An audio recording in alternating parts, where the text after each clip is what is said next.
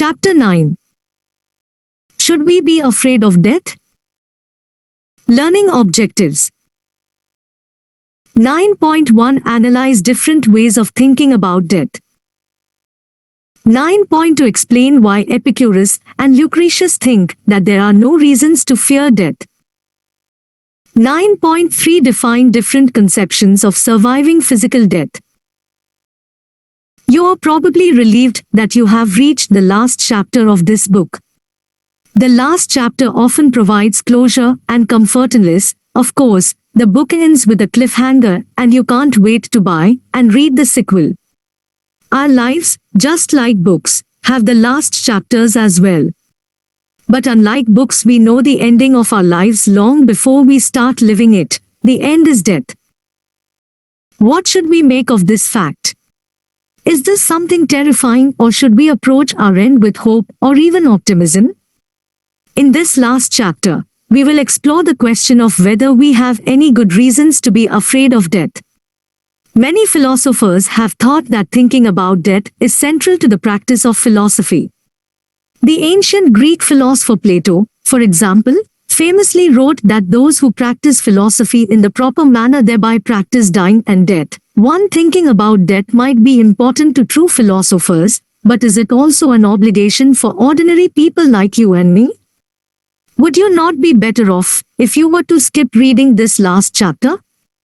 It is bad enough that you and everyone else are going to die, but do we also have to think about death before it happens? Would it not be better if we go through life without any thought about how it will end? Is this not one of the cases where ignorance is bliss?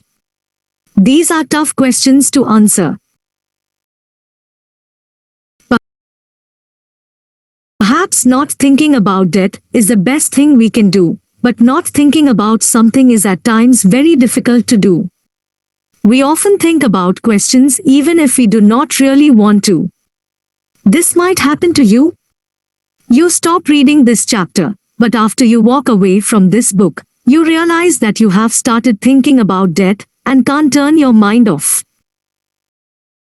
There are also some reasons to suspect that thinking about death might be beneficial. First, there is Socrates' adage that the unexamined life is not worth living.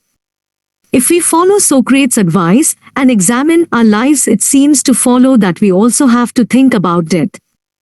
An examination of life seems to entail that we think about how it will end.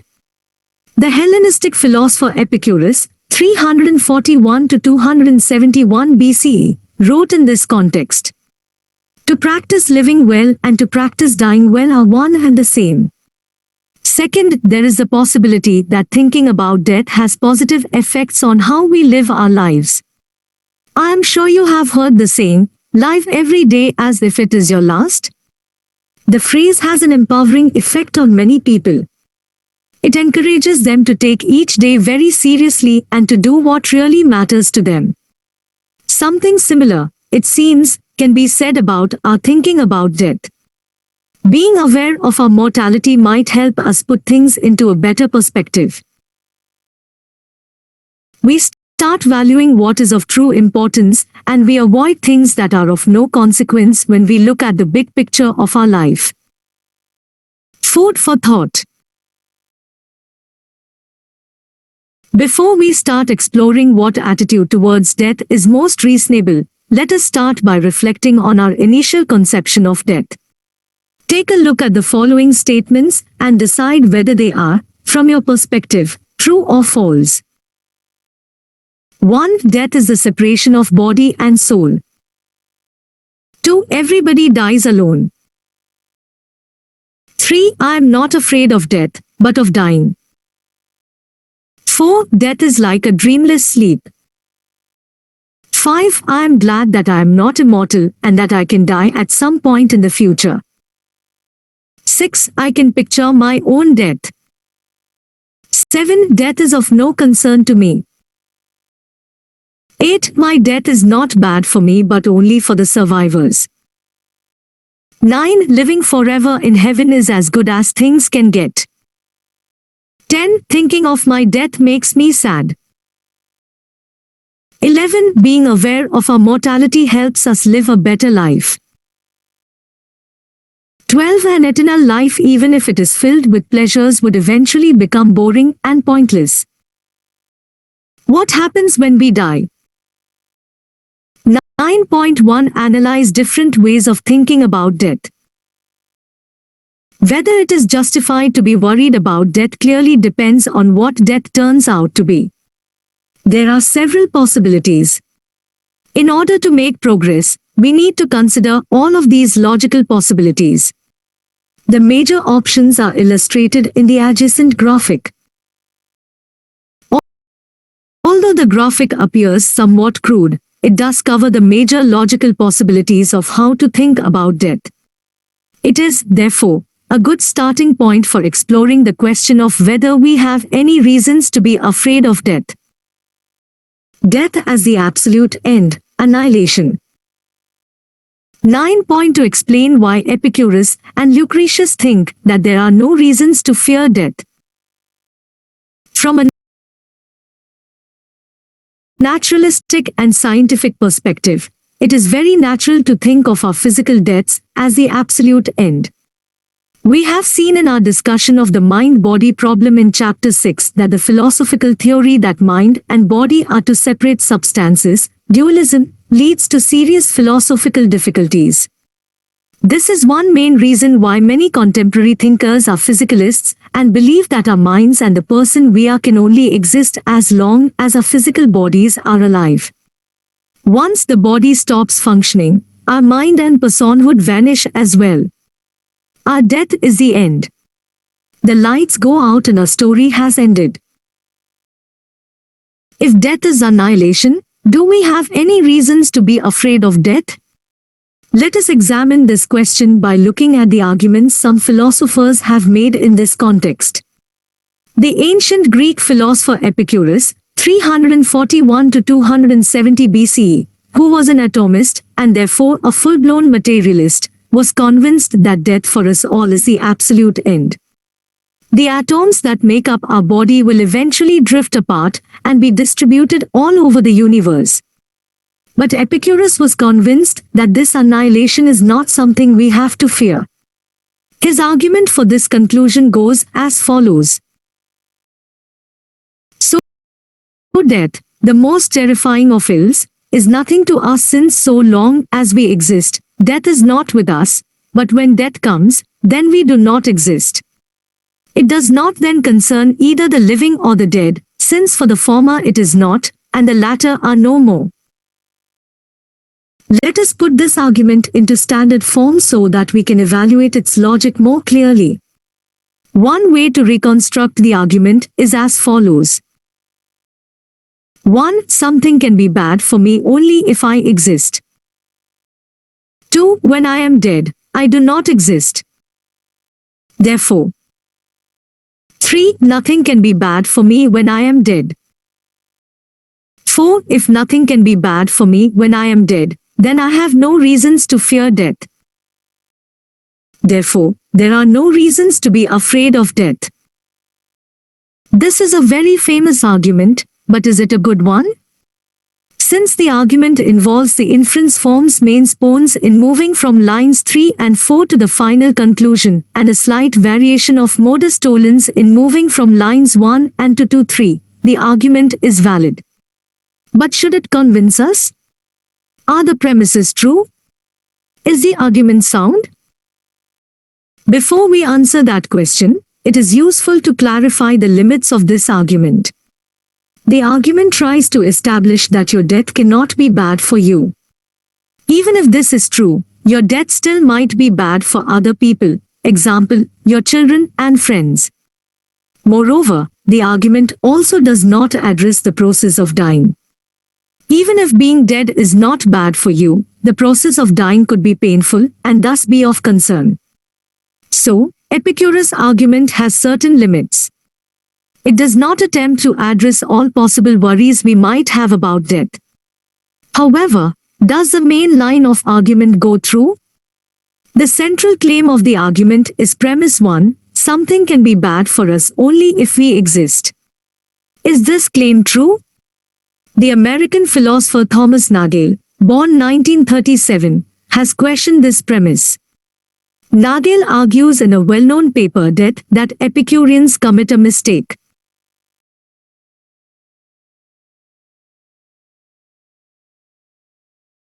Epicureans suggest that we are afraid of death because being dead might feel bad, and then they take away that fear by arguing, correctly, that being dead doesn't feel bad. The problem with this line of thought is that things can be bad for us even if they do not feel bad. Take the example of drinking a poisonous drink that tastes like champagne. Drinking the poison does not taste bad, provided that you like the taste of champagne, but the drink is nevertheless very bad for you. Something similar is true for Epicurus' argument about death. Epicurus shows us that being dead does not feel bad, but that does not establish that death cannot be a bad thing. Consider the example of Amanda, a very talented high school soccer player. Her biggest dream is to play for the US national soccer team. When she is killed at age 17 in an aeroplane crash, we have reasons to be sad for her. Her death prevented her from fulfilling her biggest dream in life. That's bad for her. So even if being dead does not feel bad to her now that she has been killed, her death is something that affected her badly. It was a bad thing since it prevented her from fulfilling some of her most important aspirations in life. So, Epicurus' argument is not altogether satisfactory. The argument helps us see that if death is our annihilation, we need not worry about what death feels like. Death, after all, is in that case a complete lack of perception. However, the argument fails to put all our worries to rest. Even if death is complete annihilation and doesn't feel bad, it can still deprive us of many goods we care about deeply. And that's enough to keep us awake at night and dread the fact that an early death might take away from us many opportunities, activities, and pleasures that we look forward to enjoying in the future. The Roman philosopher Lucretius, 99 to 55 BCE, developed another argument designed to eliminate our fear of annihilation. This argument is often called the symmetry argument. Lucretius thinks that those of us who find the prospect of death upsetting are confused. If we are worried about our non-existence after our death, then we should also be worried about non-existence before we were born. But so the argument goes, there is no reason to be worried about our non-existence before death, and consequently also no reason to be worried about our non-existence after death. In visual terms, the argument can be captured in the graphic below. Lucretius observed that our life is preceded prior to our birth by an eternal period of non-existence. But is there any reason to be upset by that? Consider the case of Alex, who is disappointed that he was born in 1997. Alex thinks, if only I had been born in 1952, in that case, I would have had a chance to see a Beatles concert. But the unlucky guy who I am, I was born too late and missed my opportunity to see the Beatles. There seems something odd about Alex's disappointment. Lucretius argues that Alex is confused. There is no reason to worry about the fact that you were not born earlier. Our birth happened when it happened, and it is a mistake to think that our birth deprives us of anything. To speak metaphorically, our birth is an enabling event. It makes our life experiences, and our existence possible.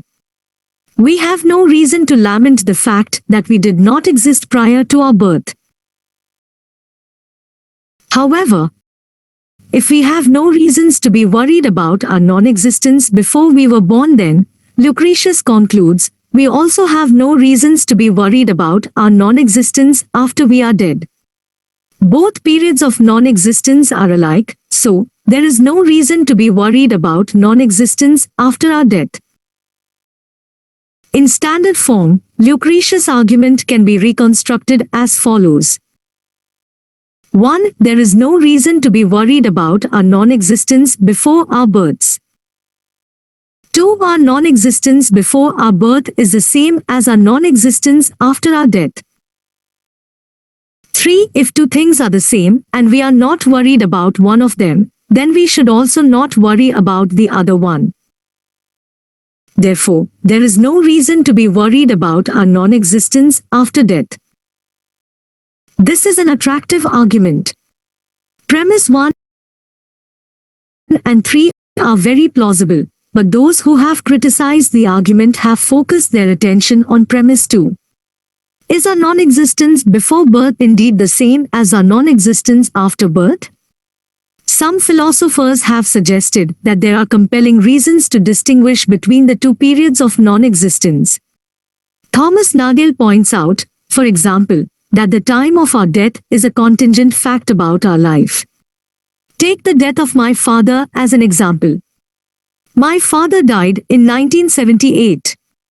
It is easy for me to imagine that my father would have died later than he actually did. For instance, I can imagine that he would have died in 1982. However, what is true for the death of my father is true for all deaths. It is always logically possible that a person who dies at a specific time could have died later. The same, however, cannot be said about our births. This argument, therefore, does not suffice to dissolve all our worries about annihilation. This argument, therefore, does not suffice to dissolve all our worries about annihilation. Is there any way then in which we can lose all worries about death if we think of it as complete annihilation, or are we stuck with a certain amount of fear and dread? The German philosopher Friedrich Nietzsche, 1841 to 1900, relates an interesting Greek mythological story about the satyr Silenus that is of interest in this context. Nietzsche writes, King Midas for a long time hunted the wise Silenus, the companion of Dionysus, in the forests, without catching him. When Silenus finally fell into the king's hands, the king asked what was the best thing of all for men, the very finest. The daemon remained silent, motionless and inflexible, until, compelled by the king, he finally broke out into shrill laughter and said these words, Suffering creature, born for a day, child of accident and toil, why are you forcing me to say what would give you the greatest pleasure not to hear? The very best thing for you is totally unreachable, not to have been born, not to exist, to be nothing. The second best thing for you, however, is this to die soon. This mythological story suggests a very unusual idea. Not being, that is, annihilation, might actually be a good thing. At first glance, this claim seems outrageous. We tend to think about life and all the experiences it makes possible as a great gift and a great good, and consequently, we look at death as a force that robs us of all the good things life is giving to us. However, some philosophers have suggested that this view of life and being is much too cheerful and rosy. If we look a little bit closer and examine our life experiences more closely, we might discover something different. Life and the desire to live invariably lead to suffering and pain. Among Western thinkers, this view on life is not very widespread. The German philosopher Arthur Schopenhauer, 1788 to 1860, is one of the few Western thinkers who embraced such a pessimistic perspective on life. Among Asian thinkers, and especially among Asian religions, the idea that life is essentially suffering is much more common and much more widely accepted. Some Buddhists, for example, teach that not being, nirvana, is the ultimate escape from the wheel of existence. If this is correct, then we have nothing to fear from our annihilation.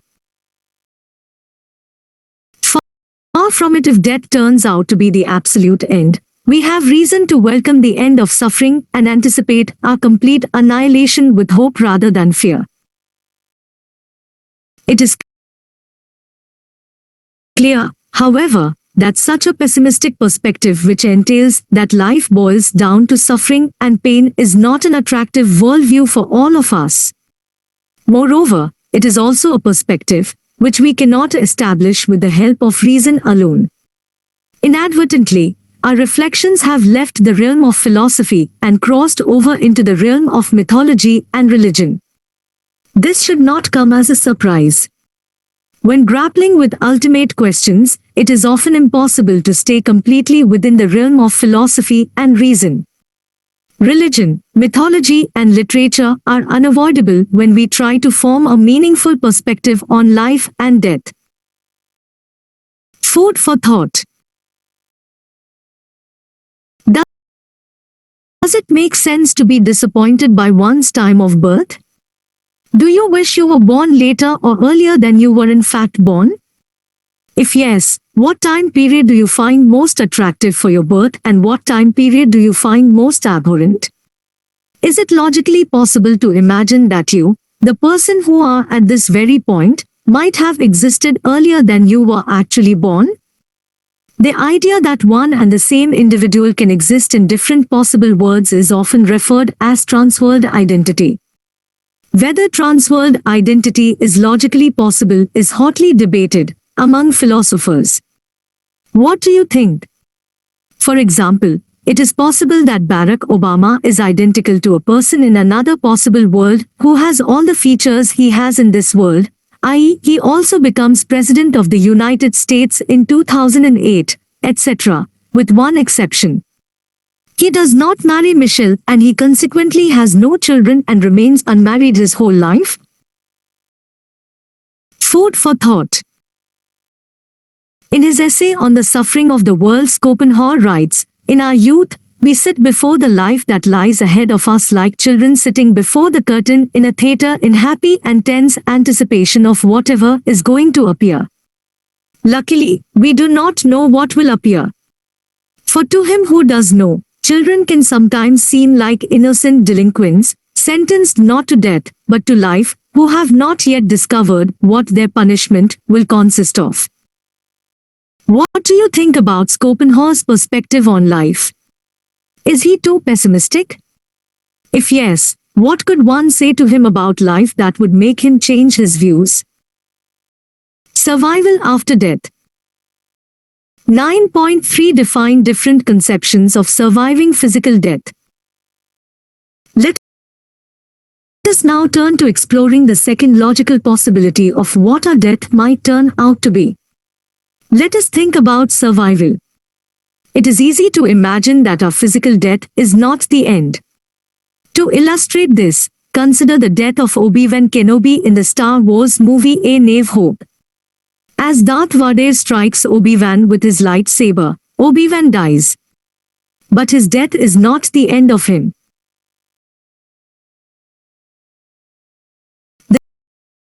The survival of Obi-Wan is philosophically interesting since it involves different conceptions of survival after death. On the one hand, Obi-Wan survives because he seems to have merged with the Force. His body vanishes after being struck by Darth Vader, and this suggests that Obi-Wan's body, his memories, and his personality have become joined with the Force. Let us call this kind of survival non-personal survival since Obi-Wan continues to exist as long as the Force continues to exist. However, the movie also suggests a different form of survival. There are scenes in the movie later on when Luke Skywalker can hear Obi-Wan talking to him. These scenes seem to suggest that Obi-Wan has survived as the same person he used to be since he is able to talk, think and give advice as he did before his death. Let us call this form of survival personal survival. For our discussion about death, it is useful to distinguish between these two forms of survival. The distinction is illustrated in the adjacent diagram. Impersonal survival. The idea that part of what we are survives our physical deaths is attractive to many. The Dutch philosopher Baruch Spinoza, 1632–1677, writes, for example, in his Ethics, the human mind cannot be absolutely destroyed along with the body, but something of it remains, which is eternal. Many New Age thinkers are fascinated by the scientific axiom that energy can neither be destroyed nor created, and they conclude from this observation that the energy that makes us alive right now will continue forever in various and different forms. In Chinese philosophy, the Taoist philosopher Zhuangzi, 4th century BCE, is famous for claiming that death happens all the time without causing us any pain and grief. Think about a toddler. After a few years pass by, the toddler doesn't exist anymore. The toddler has been transformed into a young girl. The same is true for a teenager. After a few years pass by, the teenager doesn't exist anymore. He has been transformed into a young man. There is no reason to bemoan these transformations. Yes, the toddler is gone, but he continues to exist in a new form. Taoists suggest that we should take the same attitude towards death. Death is, after all, just another transformation. To exemplify this attitude towards death, let us observe how Zhuangzi reacted to the death of his wife. After his wife of many years had died, he is reported as saying the following: "When she died, how could I help being affected? But as I think the matter over, I realize that originally, she had no life, and not only no life, she had no form, not only no form, she had no life force, Ili. In the limbo of existence and non-existence, there was transformation and a life force emerged. The life force was transformed to be form, form was transformed to become life, and now birth has transformed to become death. This is like the rotation of the 4 seasons, spring, summer, fall, and winter. Now she lies asleep in the great house, the cosmos. For me to go about weeping and wailing would be to show my ignorance of destiny, therefore I desist." The German poet Hermann Hesse expressed a very similar idea in his poem Stufen, Steps. As every blossom wilts, and all that's young yields to age, blooms each life's part. So blooms all wisdom too, all virtues endure their time, and then must leave. Each call to life must reach the heart. Prepare to leave and start once more, that it in strength not grieve. Instead, itself to newer ties does give. In each rebirth new charms restore, protecting us so we might live. In joy, from room to room we stride, in none as if at home abide. World spirit seeks not bind nor hide, but step by step it bids us grow and rise. Once we call a time of life our home, we settle down and slumber pulls our eyes. Only those prepared to leave and roam escape the numbing habit and their demise. Yet still, perhaps the hour of death will us in youth to newer chambers send. Life calls to us and never shall it end. Then onward, heart, depart and find your breath. What should we say about this idea that death is just a transformation? Does this give us a good reason to lose all fear of death? Well, it is certainly comforting to know that something of us survives our death. We can call this something life force, energy, chi, nous, or divine spirit. However, there is one major concern. This eternal something, this chi, energy, or force, which survives my death is not me. How can the person I am right now receive any comfort from the insight that something called chi or energy survives my death if that something is not identical with me? Imagine, for instance, a situation in which you talk to a dying child. The child is worried about her looming death, and you say to her, "Don't worry, although you will die, God who is in you will be okay and survive your death." Is that insight really comforting? It is not entirely clear how that is the case. It seems to follow, therefore, that as long as we think of survival in terms of impersonal survival, we are left with a measure of grief and sorrow. In light of this result, it is tempting to explore whether thinking about death in terms of personal survival leads to more attractive results. Personal survival. The hope that our physical deaths are not the end of our personal life stories is firmly rooted in our imaginations, in many religions, and also in movies and books. For example, Eben Alexander, the author of the best-selling book Proof of Heaven, a neurosurgeon's journey into the afterlife, claims that his experiences during a 7-day coma allowed him a glimpse into what awaits us after death. We continue to exist as spiritual beings in a better place. Let us examine this logical possibility of personal survival in greater detail. From a philosophical point of view, the idea that we continue to exist after death in a better place is closely connected to mind-body dualism. If we think that we are essentially non-physical souls, which are only temporarily attached to a physical body, then our physical deaths are of little concern to us. In that case, what matters is not what happens to our physical bodies, but only what happens to our non-physical souls. One big worry about this scenario is that our souls might not go to a better place, but might instead end up in hell, i.e., a state of eternal suffering. This prospect is probably the most terrifying possibility of what might happen after our deaths. We will discuss this option in a little while more extensively. For the time being, let us explore more appealing scenarios.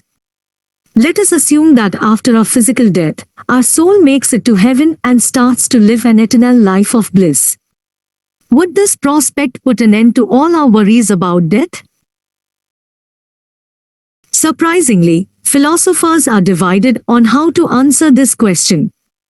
On the one hand, there are thinkers like Bernard Williams and Shelley Kagan who argue that personal immortality invariably would result in unbearable boredom or meaninglessness.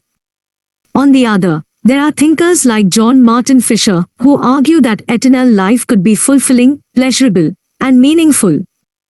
Let us explore some of the arguments that have been made in this context. Imagine yourself living forever as the person you are right now with unlimited resources at your disposal, that is, you can do whatever you want. It is clear that you can do all the things which make you happy. You start the day eating your favorite breakfast food. You then go for a swim in a mountain lake and sunbathe while reading a good philosophy book. For lunch, you meet a friend and plan a trip to Paris. In the evening, you go to the theater. This sounds lovely, doesn't it? However, Shelley Kagan has a concern.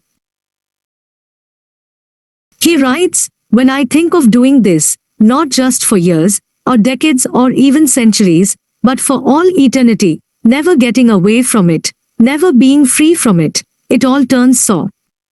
The seemingly positive dream of immortality becomes a nightmare from which we can never escape." Kagan comes to the conclusion that no mix of activities can be satisfying if we have to engage in them for an infinite amount of time. Sooner or later, all of us will experience dread and boredom if we continue to exist forever. In response to this worry, John Martin Fisher introduces the distinction between self-exhausting pleasures and repeatable pleasures. Think about your high school graduation. I am sure that you felt good about graduating. It was a pleasurable experience. But this pleasure is self-exhausting. Once you have done it, there is little or no sense and pleasure in doing it again. Many pleasures are probably self-exhausting. Winning the Nobel Prize in Literature is a great honor and pleasure, but it is not something you want to do again once you have done it. If all pleasures were self-exhausting, eternal life would necessarily become boring and senseless. However, Fisher points out that many pleasures are repeatable. Think about eating at your favorite restaurant. It is a pleasurable experience, and if you wait for a few weeks, the pleasure can be experienced again. The key point in this context is that you wait for a while before you go back to your favorite restaurant. Repeatable pleasures become tedious if repeated too frequently, or too closely together. However, Fisher suggests that with a suitable, large mix of repeatable pleasures, eternal life can be very appealing. If this is right, living forever does not have to become boring and tedious. Bernard Williams raises a second worry about the prospect of living forever. If we live forever, would we not necessarily forget what we cared about 1 million years ago? And if we cannot remember what we did in the past, and if we do and care in the present about completely different things than we did in the past, then it makes little sense to think that one and the same person continues to exist. Instead, we would do better to say that an eternal life would create infinitely different selves, which have nothing to do with each other. In responding to this challenge, John Martin Fisher considers the case of an adult person who looks back at his life when he was 5.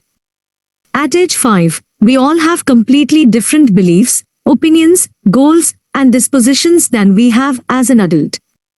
However, there can be little question that we are the same person as we were when we were 5, since the change of our dispositions, beliefs, and desires happened gradually. Fisher suggests that there is no reason to think that such a gradual change could not occur eternally without jeopardizing or erasing our identity across time. Who then is correct in their evaluation of eternal life? I am inclined to think that this question cannot be settled in a completely objective way. For some, like Williams and Kagan, the prospect of eternal living looks like a nightmare, and they consequently look at death as a welcome relief from that frightening possibility. For others, like John Martin Fisher, eternal life looks like the best and most appealing possible scenario. In order to determine where you stand on this issue might involve more than abstract reason and require an existential, personal choice.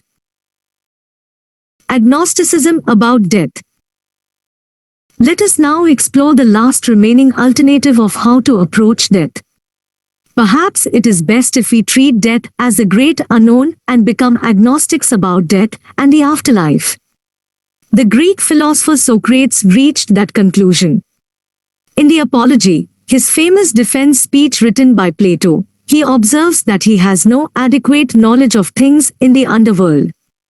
If we follow Socrates' lead here and agree with him that we should be agnostics about what happens after death, it seems to follow that we cannot know whether we should be afraid of death. If we do not know what something is, it seems possible after all that it is either something terrifying or something good. Interestingly enough, Socrates reached a different conclusion. He argues that even if we do not know what death is, we can still understand that there is no reason to be afraid of death. The argument he gives for this conclusion appears at the end of the Apology, and it is instructive to look at the argument in detail. Socrates says, "There is good hope that death is a blessing, for it is one of two things: either the dead are nothing and have no perception of anything, or it is a change and a relocation for the soul from here to another place. If it is a complete lack of perception like a dreamless sleep, then death would be a great advantage. For I think that if one had to pick out that night during which a man slept soundly and did not dream, put besides it the other nights and days of his life, and then see how many days and nights had been better and more pleasant than that night, not only a private person, but the great king would find them easy to count compared with the other days and nights. If death is like this, I say it is an advantage, for all eternity would then seem to be no more than a single night. If, on the other hand, death is a change from here to another place, and all who have died are there, what greater blessing could there be?" Let us put this argument into standard form so that we can evaluate it better. 1. Either death is a dreamless sleep, or else death is a movement from here to another place. 2. If it is a dreamless sleep, then it would be an advantage and a blessing. 3. If it is a movement from here to another place, it would be a blessing as well. Therefore, no matter what death turns out to be, it would be a blessing. Socrates' argument is very famous, and the argument seems to have worked for him. After he was condemned to death by the Athenians, Socrates drank a cup of poisonous hemlock voluntarily and died cheerily without complaints, fears, or worries. Is the argument powerful enough to help us adopt a similar attitude towards death as Socrates did? From a logical point of view, Socrates' argument is strong. The logical form of the argument is an instance of the famous argument form or constructive dilemma. The argument is therefore valid. However, is the argument sound? Are the premises true? Premise 1 is very plausible. But premises 2 and 3 require further analysis.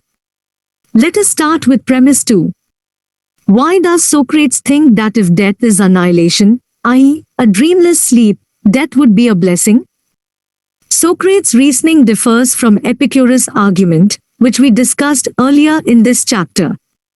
If you recall, Epicurus argued that death is not to be feared because death cannot feel bad. Socrates' reasoning is different. Socrates urges us to think about all the days and nights in human life. Some days are very happy and pleasant, but there are also many days that are filled with worries and unpleasant experiences. The same is true for nights. Some of them are filled with pleasant dreams, but many are full of worries and concerns. In light of this, Socrates suggests that if we compare all the days and nights of a human life and compare their attractiveness to a night in which we had no dreams, the dreamless night would be ranked towards the top. We value a dreamless sleep as something good in comparison to all the other days and nights that make up our life. This, according to Socrates, is true not only for ordinary people but also for great kings. This reasoning is attractive, but whether one finds it persuasive depends in part on how often we experience unpleasant days and nights. Let us now turn to the third premise. Why does Socrates think that if death is a movement from here to another place that death would be a blessing? It seems that Socrates imagines that he can meet in his afterlife all those great people who have died before him and that he can talk to them and reflect together with them about virtue and happiness. This is an attractive vision of the afterlife. But this leads to an obvious question. How can Socrates be sure that the afterlife, if it exists, is like this? Aren't there other logical possibilities? What about hell? Is it not possible that death is a movement to a place and state of eternal pain and misery? It is strange to realize that Socrates never mentions this possibility. The ancient Greeks were very familiar with the prospect that the afterlife might contain excruciating pain and suffering. Consider the case of Prometheus who, after stealing fire, is punished by Zeus by having his liver eaten every day anew by an eagle. So, why then is Socrates not considering this option? One possibility is that Socrates perhaps wasn't such a great philosopher after all, and that his argument about death is fallacious. But this interpretation doesn't strike many as a very attractive result. Another, more plausible response is that Socrates made certain religious background assumptions that helped him establish that there can't be any hell and eternal suffering. He seems to have believed that the gods, if they exist, must necessarily be good. He thus rejected all the traditional Greek mythological stories, which depicted gods as committing evil deeds. For Socrates, reason tells us that the gods are good, and since they are good, they cannot be the source of evil and suffering. We, therefore, do not need to worry about hell. If there is an afterlife, it will have to be good. It is clear that we have now left the realm of philosophy and entered the realm of religion. What is interesting to note, however, is that Socrates' argument about death requires that we critically reflect on the relationship between religion and philosophy. What is true for Socrates' argument might in the final analysis be true for our own thinking about death. In order to reach a final conclusion, we need both philosophy as well as religion. Food for thought. Shelley Carden writes, "There is no life that I am able to imagine for myself that is one that I would want to take on forever." What do you think about this claim? Is the problem here that Shelley Carden has limited imagination, or is the problem that a meaningful and pleasurable eternal life is logically impossible? Food for thought. Identify a list of your 10 most important pleasures in life. Which one of these pleasures is repeatable? Can you imagine that you enjoy these pleasures for eternity, or do you think that over time will slowly lose interest in experiencing these pleasures? Food for thought. What do you think about the appeal of a dreamless sleep? Is Socrates right that a dreamless sleep is pleasant in comparison to all other days and nights of your life? Here are some possible options of how to evaluate the attractiveness of a dreamless sleep. 1. A dreamless sleep is a great good. 2. A dreamless sleep is good, but not great. 3. A dreamless sleep is neither good nor bad. 4. A dreamless sleep is bad. 5. A dreamless sleep is very had. What option seems right to you? Which option supports Socrates' second premise? Food for thought. What do you think? Is the idea of hell a place of eternal suffering compatible with the idea that God is all-loving and all-good and all-merciful? Or do you follow in the footsteps of Socrates and believe that if the gods are real and all-good, then the afterlife will have to be good as well? Study and reflection questions. 1. Is the best possible approach to death not to think about it? What are some reasons why the non-thinking approach might not work? 2. Describe Epicurus' argument about death. What are some reasons for thinking that the argument is not successful? 3. Describe Lucretius' argument about death. What are some reasons for thinking that the argument is not successful? 4. What is the difference between persona and impersonal survival after death? Which conception of survival is more attractive to you? 5. Why does Bernard Williams think that eternal life will not be an appealing prospect for anyone? Are you convinced by his reasoning?